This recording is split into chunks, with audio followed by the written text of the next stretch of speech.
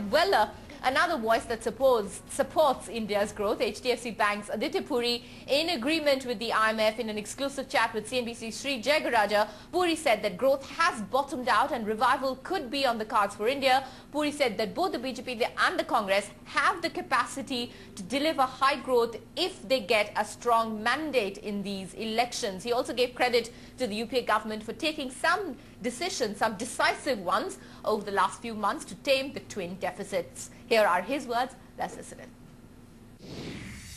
Yes, the markets are expecting one outcome and probably betting on it, but I do believe that as long as we get a stable government, both will deliver it, because the issues are clear, the actions are clear, what needs to be done, large parts of it are already being done, and I wouldn't want to get into who does it better. We were talking earlier about the nascent recovery in the Indian markets and also in sentiment. Is that thanks to the Reserve Bank of India and the actions of Raghuram Rajan? I would say there's a bit more to it than that. If you look at it, what was everybody fretting about, say, 6 months, 8 months ago? Capital outflows. They were fretting about capital outflows, they were fretting about the current account deficit, they were fretting about the fiscal deficit, they were fretting about the projects being stuck, they were fretting about lack of decision making. I think we've come a long way along those lines. So if you look at the current account deficit, I don't think it's a problem. And in terms of, it'd probably be somewhere in the 2–2.5% range as we go forward. So once you've got the current account deficit in control, that clearly makes sure that your rupee remains range bound. So that's the second part. People didn't expect the fiscal deficit to be controlled at 4.6. It will pretty much come close to that area. And you have seen movement in interdepartmental coordination and projects coming.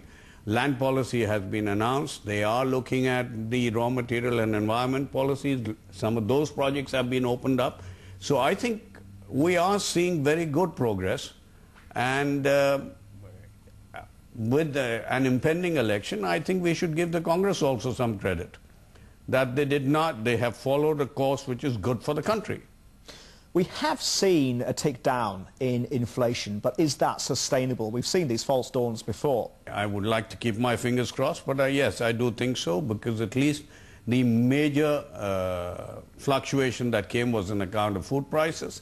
The governor has clearly said he wants to see the long-term trend, and he will not react to temporary bouts of inflation caused by disharmony in the economy.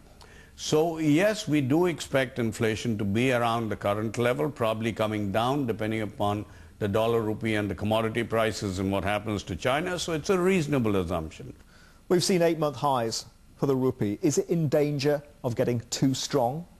You could probably see some further strengthening, and I would probably expect the RBI to manage it, that if we get the election and if it's as per the expectations of the market, you could see some further strengthening. But if you take a long-term trend with inflation differential, about somewhere in the 60 to 62, 63 range is a fair. Will the Reserve Bank of India remain independent? Absolutely. Why do you doubt that? Some commentators have said that a BJP-led government would put pressure on the Reserve Bank to rein in their hawkish stance.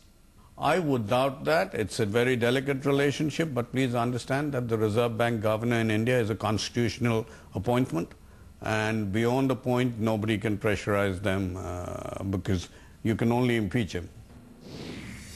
All right, so that's the voice coming in as for the road ahead looks like. But as far as the political road goes, the BJP manifesto promises